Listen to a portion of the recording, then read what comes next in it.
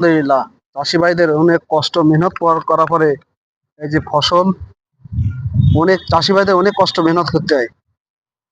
এই দেখুন, মাশাআল্লাহ, অনেক সুন্দর ধান হয়েছে। ধানগুলো অনেক সুন্দর হয়েছে, আর অল্প কিছুদিন গেলেই ধান কাটতে পারবে। এই যে অনেক সুন্দর ধানের বাইল, আল্লাহ পাকের ইচ্ছায়। এই যে কষ্ট মেহনত করার পরে এরকম ফসল আসে। এই জন্য আমরা যারা ফেসবুকে কাজ করতেছি, তাদেরকে এরকম কষ্ট করার পরে সফলতা আসবে। ফেসবুক আমাদেরকে এরকম সফলতা দেবে, বলে এমনি এমনি সফলতা আসবে না, মানে কষ্ট করার পরে এরকম সফলতা আসবে।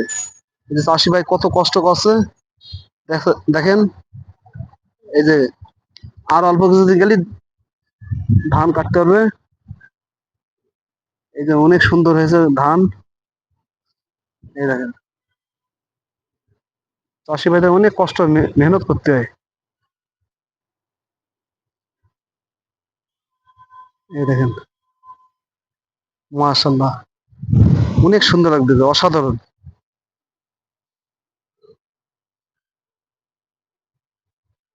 চাষি ভাইরা এত পরিশ্রম, এত কষ্ট করা লাগে, কষ্ট পরিশ্রম না করলে কিছু হয় না।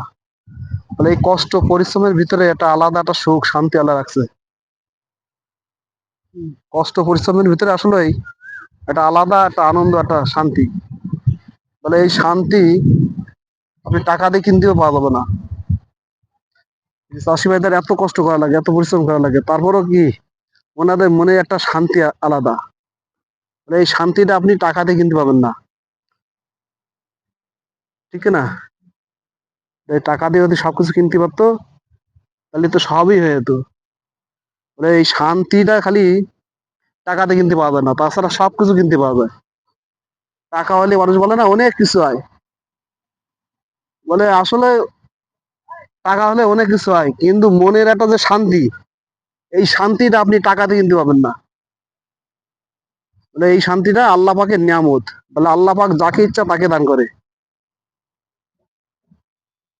এই যে কি সুন্দর,